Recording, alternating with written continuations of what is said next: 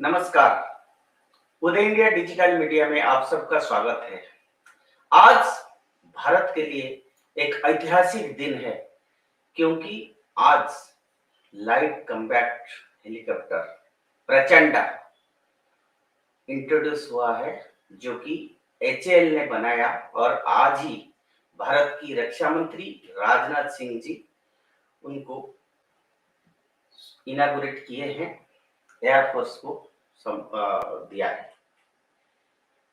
प्रचंडा एक indigenous technology से बना हुआ है और प्रचंडा का क्या यूटिलिटी है, टेक्निकल स्पेसिफिकेशंस क्या है, इस सब विषय को जानने के लिए हमारा साथ एक विशेष मेहमान एयर मार्शल अनिल चोपड़ा जी उपस्थित है। अनिल जी, आपका स्वागत है। बहुत बहुत धन्यवाद। उदय चैनल ने हमें इनवाइट किया। आज वाकई में एक बहुत महत्वपूर्ण पूर्वक दिन है और इंडियन एयरफोर्स आर्मी के लिए और एचएएल के लिए भी एक बहुत इम्पोर्टेंट डे है। आत्मनिर्भरता में एक लंबा कदम आज हमने लिया है और हेलीकॉप्टर बनाने में हम अब पूरे माहिर हो गए हैं। मैं अपना दर्शकों को ये भी बताना चाहता हूँ, एयर मार्शल अनिल चोपड़ा जो है, is also director general centre for air power studies. Chopra साहब, आप हमारा दर्शकों को ये बताइए, भारत के लिए एक बहुत बड़ी उपलब्धि है, क्योंकि इंडिजिनसली डेवलप्ड एयरक्राफ्ट है। आप एयरक्राफ्ट का टेक्निकल स्पेसिफिकेशन, इसकी utility and how air force and army both can use it, उसके बारे में थोड़ा हमारे दर्शकों को बताइए। देखिए, सबसे पहले मैं बताऊं कि मैं एक टेस्ट पायलट हूं। वैसे तो मैं फाइटर जहाज उड़ाता हूं, मगर मैंने बहुत हेलीकॉप्टर उड़ाए हैं। ये ध्रुव हेलीकॉप्टर के ऊपर मैंने तकरीबन 50 फ्लाइट्स की हैं, तो इसलिए मैं हेलीकॉप्टर को बहुत अच्छी तरह जानता हूं। और एज ए टेस्ट पायलट जब मैं हेड था उस इंस्टीट्यूशन का जो फ्लाइट टेस्टिंग करती है लाइट कॉम्बैट हेलीकॉप्टर का, तो मुझे इसे नजदीक से देखने का मौका मिला। जैसे आपने कहा कि प्रचंड का मतलब है फियर्स। एक multi role light combat helicopter है। थल सेना और वायु सेना के लिए ये जहाज है। उसके पहले ध्रुव और रुद्रा भी एक वेपन सिस्टम इंटीग्रेटेड जहाज था। उसका ये नेक्स्ट लेवल है। और ये क्यों लाइट कॉम्बैट हेलीकॉप्टर बनाया गया? क्योंकि इसको हमने कॉम्बैट में यूज करना है, हिमालय की ऊंचाई पे यूज करना है। आप जानते हैं कि चीन की फौज हमारे साथ लद्दाख में अभी भी आईबॉल टू आईबॉल पे बैठी है और इस जहाज को खास सियाचिन ग्लेशियर में ऑपरेट करने के लिए high altitude, high ceiling, light, दुनिया का सबसे लाइटेस्ट अटैक हेलीकॉप्टर इसको गिना जाता है। और कारगिल की लड़ाई में हमने देखा था कि कॉम्बैट हेलीकॉप्टर की बहुत जरूरत है और ऐसे हेलीकॉप्टर चाहिए जो 6 किलोमीटर की ऊंचाई से ऊपर उड़ पाए। तो ये बड़ी खुशी की बात है कि ये जो जहाज है, ये इसकी सियाचिन में 16,000 फुट की ऊंचाई तक ये उड़ चुका है और ये इसकी सर्विस सीलिंग जो है वो 21,000 से ऊपर है, फुट से ऊपर है, यानी कि 6.3 किलोमीटर की ऊंचाई पे। और लास्ट ईयर ही प्रधानमंत्री नरेंद्र मोदी जी ने इसको फॉर्मली हैंडओवर किया था नवंबर में इंडियन एयरफोर्स के चीफ को, मगर उसके बाद फुल स्केल प्रोडक्शन शुरू हुई और इंडियन एयरफोर्स को ये एयरफोर्स डे आ रहा है, आप जानते हैं 8 अक्टूबर को। उसके लिए एक बहुत बड़ी गिफ्ट है कि आज ये हेलीकॉप्टर इंडियन एयरफोर्स को दिया गया। आप जानते हैं कि इससे पहले मी-25 और मी-35 अटैक हेलीकॉप्टर होते थे जो रूस से बन के आए थे, और हाल ही में हमने अमेरिका से अपाचे हेलीकॉप्टर खरीदा था और उस हेलीकॉप्टर के बाद अब ये लाइट कॉम्बैट हेलीकॉप्टर बीच में लाया गया है। और मैं बताना चाहता हूँ जो अपाचे है वो रिलेटिवली मच मोर एक्सपेंसिव। मैं आगे चल के आपको कुछ फिगर भी बताऊंगा। कंपेयर लाइट कॉम्बैट हेलीकॉप्टर बहुत ज्यादा महंगा है। 200 जहाज का हमने कमिटमेंट दिया हुआ है बिटवीन आर्मी और एयरफोर्स के अंदर, और इसकी हर इलाके में इंडिया में ट्रायल्स हो चुकी हैं। Hot and cold weather trial हो चुकी हैं, हिमालयाज में हो चुकी हैं अप टू -20 डिग्रीज, डेजर्ट्स में 45 डिग्री सेंटीग्रेड तक ट्रायल हो चुका है, जंगल्स में इसको उड़ा लिया गया है। तो ये हेलीकॉप्टर हर तरह ट्राइड है। हेलीकॉप्टर की मनूवरिंग बहुत अच्छी है, बहुत लो लेवल पे, जिसको हम अंग्रेजी में कहते हैं nap of the earth, flying करेगा। और ये सारी चीजें इसकी डेमोस्ट्रेट की जाती हैं। जैसे हम इंटरव्यू में आगे चलते हैं तो मैं आपके को बताऊंगा दर्शकों को कि इसके अंदर क्या क्या इलेक्ट्रॉनिक्स हैं, क्या क्या वेपन्स ये कैरी करेगा, इसके बारे में भी बताऊंगा। अब चोपड़ा साहब, आप पहले इसका फ्यूलिंग कैपेबिलिटी जी कितना ज्यादा है पहले से in compare to last aircraft, तो आज एक 2 दशक लग गया इसको डेवलप करने में। देखिए, समय में टेस्ट पायलट हूँ और मैं बताऊं, मैं सारे वर्ल्ड के जो टॉप अमेरिकन प्रोग्राम्स भी हैं उनको भी स्टडी कर चुका हूं। देखिए 2010 में इसकी फर्स्ट फ्लाइट हुई है और 2010 की फर्स्ट फ्लाइट से आज 2022 में इसका इंडक्शन शुरू हो गया, ऑपरेशनल इंडक्शन शुरू हो गया है और इसकी ऑपरेशनल स्टेटस कंप्लीट है। यानी कि आज के दिन में अगर हम चाहेंगे, जब हमारे पायलट्स की फुली ट्रेनिंग हो चुकी होगी, तो इसको ऑपरेशन में यूज कर सकते हैं। ये डे एंड नाइट कैपेबिलिटी का, इसके अंदर इंफ्रारेड के सेंसर लगे हैं, इलेक्ट्रो ऑप्टिकल सेंसर लगे हैं, इसके अंदर एयर टू एयर मिसाइल की क्षमता है, इसमें एक टरेट गन लगी है जिसको हम रिमोट कंट्रोल से लेफ्ट राइट घुमा सकते हैं। 70 mm के रॉकेट्स लगे हैं इसके अंदर मिस्ट्राल एयर टू एयर मिसाइल जो फ्रेंच मिसाइल है वो लगी हुई है और इसके तरह तरह के कॉम्बैट रूल्स हैं। सो ये जो 10-12 साल इसको बनाने में लग गया, ये कोई ज्यादा समय नहीं है। और मैं बताना चाहता हूँ कि हर टेक्स्ट, देखिए एलसीए में 2001 में फर्स्ट फ्लाइट हुई थी और एलसीए की अभी दूसरी स्क्वाड्रन ही बनी है। तो हर प्रोग्राम में देखिए कोई टेक्नोलॉजी देता नहीं विदेश वाले, सब टेक्नोलॉजी खुद डेवलप करनी होती है, तो इसलिए थोड़ा समय लगता है, मगर समय इतना ज्यादा नहीं है। ये नॉर्मल है सारे वर्ल्ड के अंदर।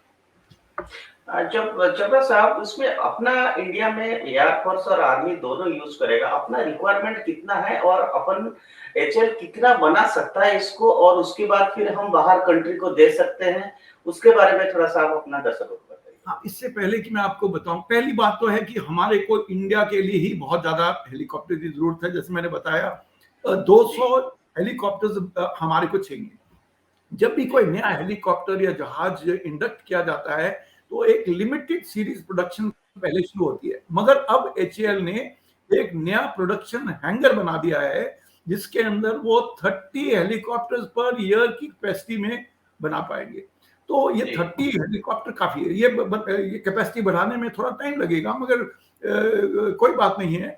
और हर कंट्री, जब हमने फ्रांस से या दूसरी कंट्रियों से रफाल खरीदा, मिराज 2000 खरीदा, तो जब बाहर से ऑर्डर मिलते हैं तो हम अपनी सप्लाईज को थोड़ा स्लो कर देंगे। एयरफोर्स को अगर साल में 12 देने हैं तो उनको 8 दे देंगे और 4 विदेश में दे देंगे। तो इस तरह से ये प्रोडक्शन को मैनेज किया जा सकता है। और अगर ऑर्डर्स काफी सब्सटेंशियल हो जाएंगे तो एक और हैंगर बनेगा, प्रोडक्शन हैंगर का, जिसमें और 30 जहाज पर ईयर बनाए जा सकते हैं।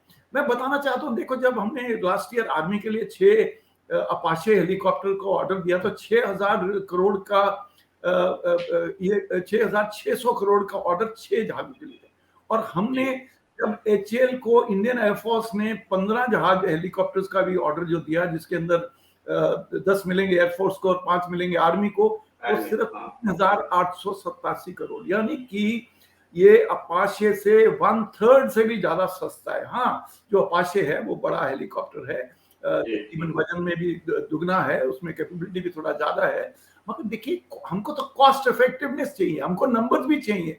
सो उस पॉइंट ऑफ व्यू से ये हेलीकॉप्टर की प्रोडक्शन बढ़ाई जाएगी और ज्यों ज्यों ऑर्डर विदेश के मिलेंगे।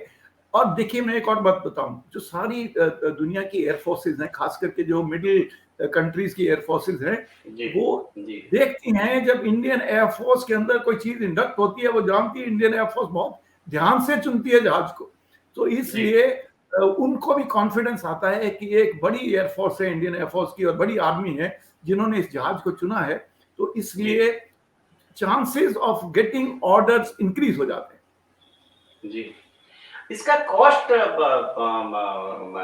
सर, इसका कॉस्ट कितना पड़ रहा है और हम जब एक्सपोर्ट कर रहे हैं तो उसमें कितना बचत हो रहा है, और टेक्नोलॉजिकली सही मायने में हम कितने आगे, क्या we are at par with them जो हम खरीदते थे, उसके बारे में थोड़ा बताइए। और उसके कॉस्ट, वही मैंने अभी आपको एक एग्जांपल दिया ना कि 6 अपाचेस के लिए 6600 करोड़ का ऑर्डर दिया हमने लास्ट ईयर। उसका मतलब एक अपाचे का 1100 करोड़ का खर्चा है। और इसी तरह हमने इनका दिया 15 LCH का दिया 3883 करोड़, वो 300 कुछ करोड़ का ही बनता है। सो कहाँ जी, 300 करोड़, कहाँ 1100 करोड़, इतना डिफरेंस है।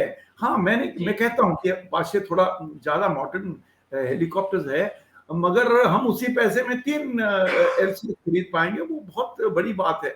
और देखिए, एक अपाचे गिरा दिया गया किसी एयर डिफेंस मिसाइल से, तो कितना बड़ा लॉस भी हो सकता है। तो जी, हर एयरफोर्स को दोनों की बराबरी करनी पड़ती है। सस्ते वाले और अच्छे हेलीकॉप्टर भी चाहिए, और हमको महंगे वाले भी जहाज चाहिए होते हैं। सही है, तो जी, बैलेंस के लिए एलसीएच बहुत अच्छा है। और सबसे बड़ी बात है कि देखिए, यूक्रेन में हमने देखा कि लॉजिस्टिक्स चेन में बहुत प्रॉब्लम डाली जा सकती है। अगर जी, कोई जी, देश चाहेगा तो हमारे सारे स्पेयर्स अपाचे के तो शायद नहीं करेंगे, तो किसी भी जहाज का कोई कर सकता है। मगर अगर जी। अपना जहाज बनाओगे, तो वो जो चेन है, उसकी रिपेयर कैपेबिलिटी है, उसकी ओवरऑल है, वो सब हमारे internally with in the country होगा, तो उससे बहुत फर्क पड़ता है। ये चोपड़ा साहब, जैसे हमने आईएनएस विक्रांत बनाया था, इसका सारे पार्ट्स भी सारा कुछ यहीं इंडिजिनस है, मेक इन इंडिया नहीं, है। नहीं, देखिए, कोई भी, इवन अमेरिका जब F-35 भी बनाता है ना, तो सब कुछ मेड जी, इन अमेरिका नहीं होता। हालांकि अमेरिका एक बड़ी कंट्री है, बहुत पुरानी टेक्नोलॉजी है उनके पास, मगर सब कंट्रियां, देखो, विदेश से, चाइना आज भी अपने जहाजों के इंजन विदेश से लेता है, या रशिया से लेता है, और सिविल एयरक्राफ्ट के इंजन वो अमेरिका से लेता है। तो इसलिए कोई भी कंट्री जी, 100% आत्मनिर्भर हो ही नहीं सकती। इवन चाइना नहीं हो सकता कभी। तो वो स्टेज तो आनी अभी बहुत दूर है। देखिए, हम इंजन इंडिया में बना रहे हैं, फ्रेंच टर्बोमेका कंपनी के साथ बना रहे हैं। 1000 से ज्यादा इंजन इंडिया में बन चुका है, क्योंकि दो दो इंजन लगते हैं हर हेलीकॉप्टर में, और कितने ध्रुव उड़ रहे हैं आगे। सो मेरा कहने का मतलब है, इंजन अभी भी विदेश से है। कुछ मिसाइल, जैसे मिस्ट्राल, हम बाहर से खरीद रहे हैं, बट बाद में हमारी इंडिजिनस मिसाइल उसमें आ जाएगी। एंटी टैंक मिसाइल हमारे पास बाहर की भी है, मगर इंडिया की भी एंटी टैंक मिसाइल है। तो हर तरह की चीज में कोई लेवल ऑफ इंडिजनाइजेशन होता है। कुछ चीजें बाहर से आएंगी, कुछ चीजें यहाँ से रहेंगी। कुछ हम ऐसे फ्रेंडली कंट्रीज से खरीदते हैं, जैसे इजराइल है, वो जो हमारा खास दोस्त है, जी, वो जी, इलेक्ट्रॉनिक्स हमारे को देते हैं, हेलमेट माउंटेड साइट्स वो हमको देते हैं, इलेक्ट्रॉनिक जी, वॉरफेयर का इक्विपमेंट वो देते हैं। मगर इस जहाज के अंदर बहुत कुछ लगा है। हेलमेट माउंटेड साइट है, फॉरवर्ड लुकिंग इंफ्रारेड है, इसके अंदर इलेक्ट्रॉनिक वॉरफेयर का सूट है, जिसमें रेडार वार्निंग रिसीवर होगा, जिसके अंदर लेजर वार्निंग रिसीवर होगा, मिसाइल अप्रोच वार्नर होगा। बहुत बहुत जी, तरह के सिस्टम लगे हैं, डाटा लिंक लगा है, नेटवर्क सेंट्रिक ऑपरेशन ये करेगा। एंड देखिए, बाद में हमारी ना ध्रुवास्त्र एक मिसाइल है, एंटी टैंक जी, मिसाइल, जिसको जी, पहले जी, हम बिल्कुल, एलिना कहते थे, वो भी जी, मिसाइल इसके अंदर आने वाली है। जी, तो इस तरह हौली हौली इंडिजनाइजेशन होगी, और देश आगे तरक्की करेगा। और बहुत बड़ा माइलस्टोन है, ये समझने की कोशिश करिए। चोपड़ा साहब, ये जैसे आपने कहा इतना सारा टेक्नोलॉजिकली एडवांस्ड है प्रचंड। आप अगर दुश्मनों के नाम लेंगे, किन किन को हम टारगेट कर सकते हैं और किस तरह से बंकर्स को, इसको क्या, कहाँ हम पहुंच पाते हैं? जैसे एक आम व्यक्ति होता है, उसको समझ नहीं आता है कि प्रचंड क्या क्या कर सकता है, कहाँ अटैक कर सकता है, कि आम जनता की तरफ से दर्शकों को समझाने के लिए आप प्रचंड का स्वरूप को आप थोड़ा सा समझाइए। एक आम जनता कैसे समझ सकता है कि प्रचंड क्या कर सकता है, ये किस किस को अटैक कर सकता है? सबसे जरूरी सवाल यही है जी, कि आम जनता को ये पता होना चाहिए कि किस तरह की ये ऑपरेशनल मिशन ये जहाज करेगा, और वॉर जी, में हम इसको किस तरह इस्तेमाल करेंगे। जी, सबसे पहले मिशन है एंटी इन्फेंट्री, यानी कि अगर कोई बहुत झुंड बड़ा इन्फेंट्री का कोई बटालियन आ रहा होगा, उसको ये अटैक करेगा। दूसरा, एंटी आर्मर, टैंक्स को अटैक करेगा। स्पेशल मिसाइल लगी है इसके ऊपर, जो एंटी आर्मर, मतलब आर्मर को दूर से 5, 6, 8 किलोमीटर की दूरी से मिसाइल मारेगा और आर्मर को गिरा देगा। फिर जी, इसके अंदर तरह तरह के एयरबोर्न टारगेट को भी शूट कर सकता है। जैसे स्लो मूविंग यूएवी जा रही है, कोई स्लो मूविंग हेलीकॉप्टर जा रहा है, उसके लिए मिसाइल है, एयर टू जी, एयर करेगा। फिर जी, अर्बन वॉरफेयर, आजकल लड़ाई देखा है हमने, यूक्रेन में भी शहरों के अंदर लड़ाई हो रही है, उस अर्बन वॉरफेयर के लिए वो बहुत अच्छा है। वो बिल्डिंगों के बीच में से उड़ेगा और जाके वो गिराएगा। फिर जो जी, फॉरवर्ड जैसे रेडार हैं दुश्मन के, जो फॉरवर्ड एरिया में लगे हुए हैं, उनको जी, जाके वो उड़ा देगा। आर्टिलरी की गन पोजीशंस हैं, उसको ये उड़ाएगा। फिर कॉम्बैट सर्च एंड रेस्क्यू एक खास मिशन होती है। अगर हमारा कोई पायलट या कोई लोग हमारे दुश्मन की लाइन के पीछे रहे, उनको उठा के ले आएगा उससे, वहां से। फिर इसका एक और रोल है कि जब हेलीकॉप्टर कोई मिशन के लिए अंदर जाएंगे दुश्मन के इलाके में, ये उनको एस्कॉर्ट करेगा। और देखो, अगर आपने आज फोटोज देखी हैं, जैसे हैंडओवर हो रहा था, इसके ऊपर बहुत पतला सा जहाज है, यानी कि हेलीकॉप्टर की आगे पीछे बैठे हैं पायलट, और इसके ऊपर डिजिटल कैमोफ्लेज पेंट स्कीम आपने देखी। इसको देखने में, पकड़ने में बहुत मुश्किल है, रेडार भी कई बार नहीं पकड़ पाएगा, और विजुअली भी जब ये आ रहा होगा देखने के लिए मुश्किल होगी। तो इसके कॉम्बैट रोल बहुत हैं, जैसे मैंने बताया, फॉरवर्ड लुकिंग गन है जो स्विवल कर सकती है, और ये सारी गन और वेपन्स और मिसाइल्स कंट्रोल होंगी हेलमेट माउंटेड साइड से, ऑटोमेटिक टर्न करेगा। जब भी पायलट एक तरफ देखेगा तो गन भी उस तरफ को अपने आप देखेगी। सो ये बहुत बड़ी बातें हैं। और मैं और बताऊं, एयरक्राफ्ट का जो इसके अंदर क्रैश वर्दीनेस, आर्मर लगा हुआ है चारों तरफ, नीचे और साइड में। अगर कोई इनको अटैक करेगा, कोई रॉकेट मारेगा इसको, तो इसके आर्मर प्लेटिंग लगी हुई है। और इसके जो फ्यूल तो वो सेल्फ सीलिंग फ्यूल टैंक्स है, तो उसमें क्या होगा, नहीं तो फ्यूल एक्सप्लोड नहीं होगा, उसके अंदर सेग्रीगेट हो जाएगा फ्यूल टैंक बाकी फ्यूल के साथ। तो बहुत है, ग्लास कॉकपिट है, पूरी एवियोनिक्स इसकी इंटीग्रेटेड है। सो बहुत सारे फीचर्स ऐसे हैं जो इसको एक वायबल स्ट्रॉन्ग कॉम्बैट प्लेटफॉर्म बना। कि वाकई में भारत की एक बहुत बड़ी उपलब्धि है, और इस कड़ी में भारत लगता है और धीरे-धीरे एक स्टेप आगे बढ़ता रहेगा। एक अंतिम सवाल है कि इसका नेक्स्ट स्टेप हम इंडिया का क्या है, मेक इन इंडिया के तहत इससे नेक्स्ट स्टेप क्या है? देखिए, फर्स्ट स्टेप तो ये हो गया कि हम हेलीकॉप्टर्स के अंदर अब तकरीबन आत्मनिर्भर हो चुके हैं। देखिए, हमने ALH ध्रुव बनाया, यूटिलिटी हेलीकॉप्टर है, मीडियम यूटिलिटी का हेलीकॉप्टर हम अब नेक्स्ट बनाने वाले हैं। हमने वेपनाइज्ड ध्रुव को किया तो रुद्रा बना। अब हमने लाइट कॉम्बैट बना दिया। एक लाइट यूटिलिटी हेलीकॉप्टर है जो चेतक चीता को रिप्लेस करेगा, वो पहले ही फ्लाइट टेस्टिंग उसकी चल रही है। इसके बाद नेक्स्ट हेलीकॉप्टर वो इंडक्ट होगा, और वो उसकी भी इंडक्शन एक दो साल के अंदर होने वाली है, क्योंकि वो जहाज बिल्कुल तैयार है, उड़ रहा है। और उसके बाद अब नेक्स्ट स्टेप है, हम और बड़े हेलीकॉप्टर बनाएंगे, मीडियम लिफ्ट हेलीकॉप्टर। वो भी, उनका भी काम चालू है HAL के अंदर। और वो जब बनेंगे तो हम एक ना एक दिन Mi-8 जैसे हेलीकॉप्टर को भी रिप्लेस कर पाएंगे। उसके बाद हैवी लिफ्ट पे जाएंगे, खैर वो तो दूर का स्टेप है। सो हमारे लिए नेक्स्ट स्टेप कह सकते हैं कि लाइट यूटिलिटी हेलीकॉप्टर को इंडक्शन करना और मीडियम लिफ्ट हेलीकॉप्टर को तैयार करना आने वाले 3-4 साल के अंदर, और उसको भी एयरफोर्स के अंदर इंडक्ट करना। जी, सही मायने में भारत आज डिफेंस सेक्टर में सेल्फ रिलायंस होते नजर आ रहा है, और भारत कुछ ही समय में, कुछ ही सालों में मीडियम हेलीकॉप्टर बनाएगा, लार्ज साइज हेलीकॉप्टर बनाएगा और दुश्मनों को खदेड़ के भेजेगा। लेकिन एयर साहब, जस्ट लास्ट फाइनल सवाल ये है कि हम कब तक अपना जरूरत पूरा कर पाएंगे और हम दूसरे देशों को सप्लाई कर पाएंगे? कितना दिन लगने का संभावना है, आपको क्या लगता है? देखिए, देखिए जो प्रोडक्शन स्केलिंग है ना, कोई भी कंट्री प्रोडक्शन स्केलिंग करती है डिमांड के ऊपर, क्योंकि एक प्रोडक्शन स्केल करने के लिए भी बहुत खर्चा, बड़ा इंफ्रास्ट्रक्चर चाहिए, बहुत सारे स्पेयर खरीदने पड़ते हैं। एक हेलीकॉप्टर बनाने में हजारों नहीं लाखों पुर्जे लगते, इतना कुछ लगता है एक हेलीकॉप्टर या किसी जहाज बनाने के लिए। उसकी सबकी सोर्सिंग है, जगह जगह फैक्ट्रियों से बन के आता है। इंडिया के अंदर ही ज्यादातर फैक्ट्रियां, मगर वो जगह जगह से सो प्रोडक्शन तक बढ़ाई जाती है डिमांड के मुताबिक। सी डिमांड कहां से आती है? जब आर्मी या एयरफोर्स कहती है कि हमको 200 हेलीकॉप्टर चाहिए, वो 200 के 200 एक दिन में नहीं चाहिए उनको, वो 200 6-8 साल के अंदर चाहिए। उसके मुताबिक ही वो अपने बजट से उसको पैसा देंगे। तो उसी बेसिस के ऊपर प्रोडक्शन स्केल की जाती है।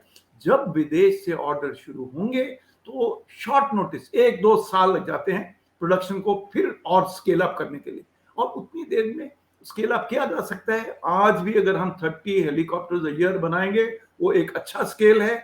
इससे फॉरेन ऑर्डर स्टार्ट किए जा सकते हैं, और जो पहला ऑर्डर मिलेगा और आप एक नया प्रोडक्शन हैंगर बनाएंगे और प्रोडक्शन बढ़ाएंगे।